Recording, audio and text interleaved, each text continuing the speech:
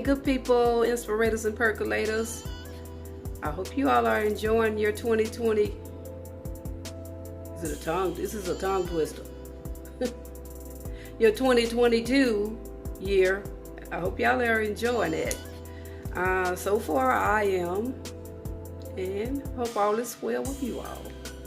But what we're gonna do, we're gonna go on and kick it off with that rum pecan pie. Let's roll with it. Take this stroke. Okay, let's go with our sugar. We have 3/4 cup of sugar.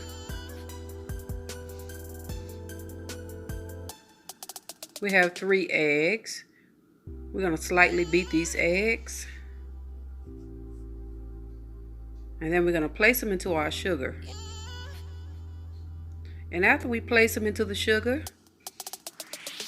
we're going to go ahead and we're going to whisk the 2 of them. We're going to whisk it until I give it to about 3 to 4 minutes. And we're going to whisk it until some of those granulated sugar grains dissolve. They don't have to totally dissolve, but just majority of them, make sure that they kind of dissolve.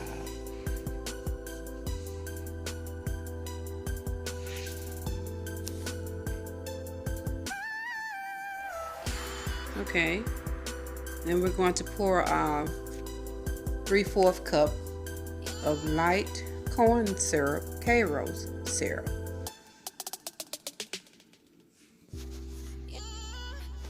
Now place it in, and we're going to get out of that goodness.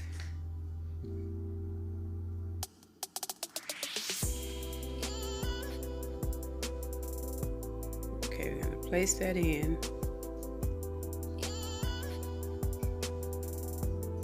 We're going to stir it all together with our spatula.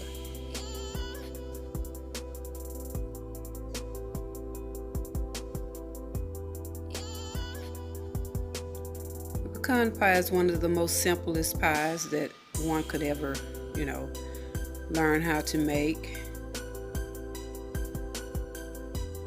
Okay, we're placing a teaspoon of vanilla flavor in, also called vanilla extract, and we're placing a teaspoon of rum extract. And then we're going to come next. We're going to come next with our Bacardi rum. We're going to place a tablespoon of Bacardi rum into it. This is one of the most favorable but simple desserts that you could go for when you're craving, you have that sweet tooth. And majority of the time, I make it this time of the year. But it could be, of course, served any time of the year, as we all know. Okay, we're going to do 1/4 of salt, table salt. Stir it all in. We're going to get it dissolved in. It's not going to take long, so. Okay, then we're going to come with our melted butter. That is a tablespoon of melted butter. It's unsalted melted butter. Stir it in real good.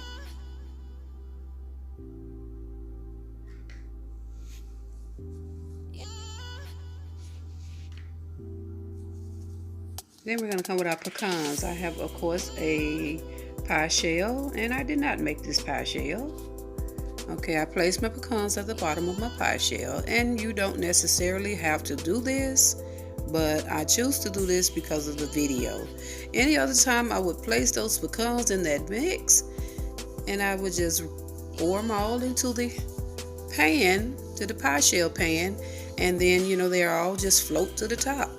But I'm doing this for video purposes, so I'm just going to pour this mix around the pecans, and the pecans should all float to the top. And when they all float to the top, They are ready for the oven. This pecan pie is ready for the oven. Get all that goodness out of there. Okay, some of those pecans are still floating at the bottom. And of course, if it's still not enough, you can also add more pecans.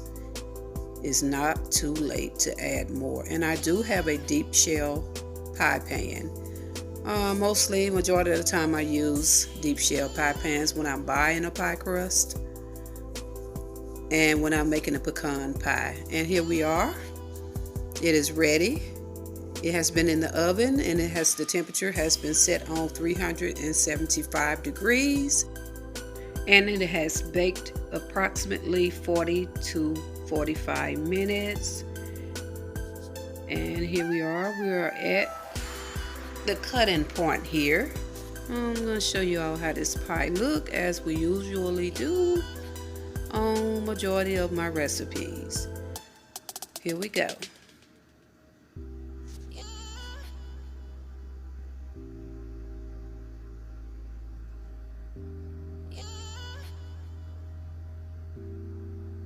All right, let's go for the plunge. All right, y'all see that? Let's plunge it. Let's go and plunge it into my mouth.